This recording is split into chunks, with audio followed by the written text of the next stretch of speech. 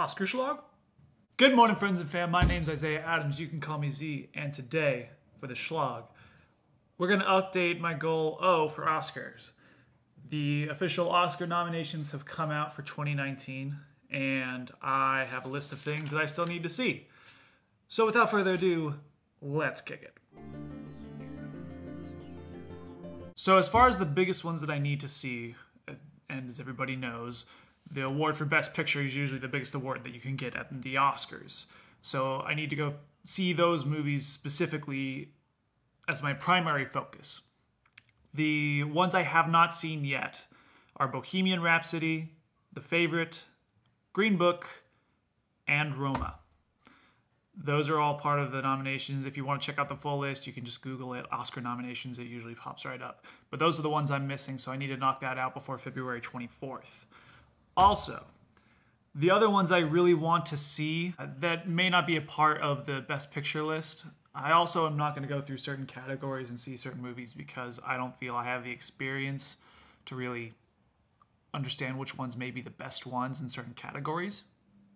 So the next section I would talk about would be the actress area, in which the movie If Beale Street Could Talk got nominated, and Can You Ever Forgive Me got nominated. I heard that both of those movies are really, really good. I specifically remember talking to Anthony about going to see If Beale Street Could Talk. Of course, that didn't happen because we got busy with our lives, and he's also in San Diego. But I'm going to see if I can coordinate with him and see if we can see it on the same day at generally the same time. We'll figure it out. Anthony, if you see this video, text me. And then in the animated department, the only one I haven't seen yet is Ralph Breaks the Internet. I've seen all the other films in the animated nomination section, and so I guess I'm going to go see that one. I haven't seen the first one either, and I feel kind of bad, so maybe I need to rent that one and watch it at least. I'm kind of biased towards Isle of Dogs because I really enjoy Wes Anderson as far as animated movies go. But Spider-Man Into the Spider-Verse is also in there, so I don't really know yet. Directing. I took one class on directing, and I'm not sure exactly what goes into what you're looking for as a professional director, or how you are considered for those nominations, but I figured since I took a class, I should kind of get an idea of what that is. And so Cold War was nominated for directing, and so I need to go see that somewhere. It might be also something I have to buy or rent. We'll find out. My phone ran out of storage space, so if that's a weird cut, I apologize. Anyways, we were talking about directors and the directing nominations, and already talked about that.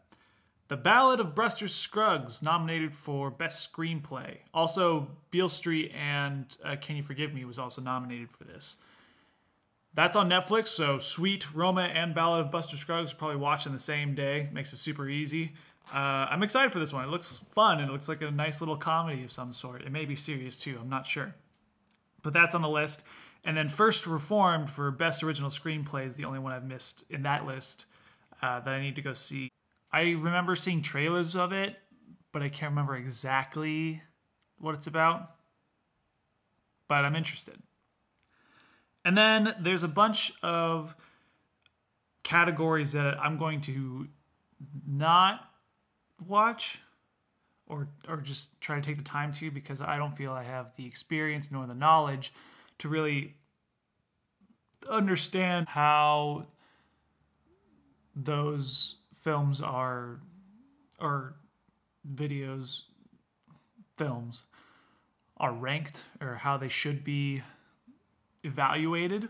So I'm skipping animated shorts, documentaries, short documentaries, live action, foreign language, sound editing and sound mix, production design, score, and then original song, and makeup, costume, and then visual effects. Visual effects I've seen for the most part, and I assume it's just like what you see visually, duh. But there may be other stuff to it, so I'm just gonna kind of roll the dice on those. So I'm not gonna go see all of the ones that are nominated in those sections. 10 movies that I still need to see before February 24th. So that'll be fun. And then an update for the next play. I decided to take a different route. and we're going to do some one-act plays. I know what you're thinking. Isaiah, one-act plays, that's kind of cheating, you know? They're not technically full-long plays. Well, today, I'm going to try to get through 3 of these. Usually a normal play has about 3 acts. So if I get through 3 one-act plays, I think that counts as a full-length play. Plus, there's a little more difference in stories and stuff like that within one day to read. English? I don't know if you guys understood that. I apologize. Anyways, I'm going to read 3 one-act plays from this book here today, and then I'll give you a rundown of what I've read. I'll try it. I assume some of them I've read before, so I'm going to try to find ones that I haven't. And that's about it for today. Tomorrow's auditioning again. Yeah, I think that's about it. Whew. Okay. Got it through my one acts. So the ones that we read today were A Memory of Two Mondays by Arthur Miller, the Browning version by Terence Rattigan, and then Sorry, Wrong Number by Lucille Fletcher. A Memory of Two Mondays by Arthur Miller. That's some depressing stuff, man. Oh, it's a general synopsis. It's basically this factory, I think it's like a mechanical factory, that kind of describes everybody's life within their job and what they kind of do outside of it and how they work together. One of them has been working there forever. One of them's just started working there. Actually a few of them have been working there for a while. And one of them's leaving for school. And it also starts with a bit of history. The place starts with Hitler taking over the German government. And then within that first Monday, when that happens, the next Monday I think is a year later, and how much happens in between and how that affects the work dynamic with everybody. And at the end, one of the people that leaves for school, everybody else just continues on like nothing ever happened. And one of the other employees died. So kind of sad and depressing in a way. I thought it was good though. I like to see it as a play. I know one acts usually don't get those kind of big shows and stuff like that, but I thought that was pretty solid. And then there's the Browning version by Terence Rattigan. That was depressing. Oh my gosh. It's basically this professor that's retiring. Either that or he's quitting, and he was supposed to get his pension, and he was going to go on to a new job. Basically what happens is he doesn't get his pension. His new job isn't going to pay very well. His wife is cheating on him, and the students don't think very much of him.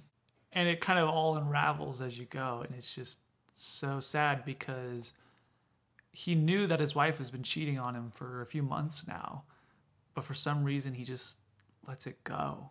He just kind of but I think it's because she never lied to him. And he says that multiple times, that she has never lied to him, even though he's never really done her wrong except for marrying her, which he admits to later. And that's a very solid monologue that I'm probably going to steal once I get old enough. Or once I look old enough. I'm getting there with the beard, okay? But it's a very sad and yet solid film script. Highly recommend. It was really good. And then the last one was Sorry, Wrong Number by Lucille Fletcher. And I couldn't tell if it was a comedy or a horror, but basically this one lady, trying to get a hold of her husband, she calls the operator, and the operator puts her on the wrong number, and she hears these two guys planning a murder of a lady under a bridge at a certain time of night when the train passes by. So if she screams, then the train drowns it out. And I think, I don't know, it's only like 10, 15-page script.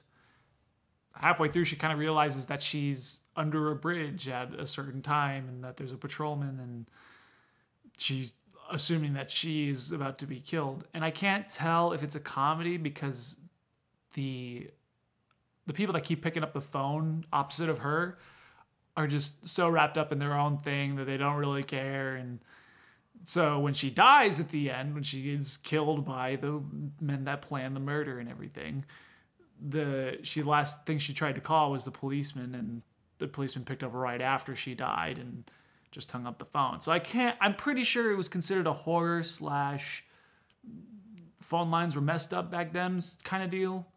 But for some odd reason, I also thought it could be a comedy for how the operators handled it. Because the first time she called the officer, he was more interested in this piece of apple pie in front of him than like her actual case.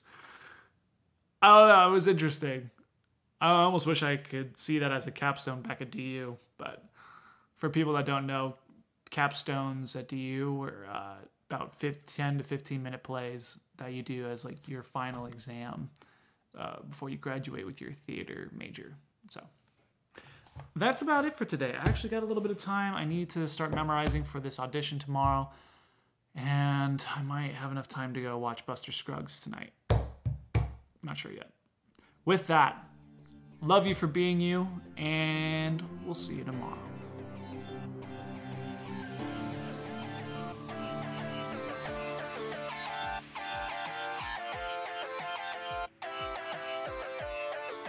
I gotta roll.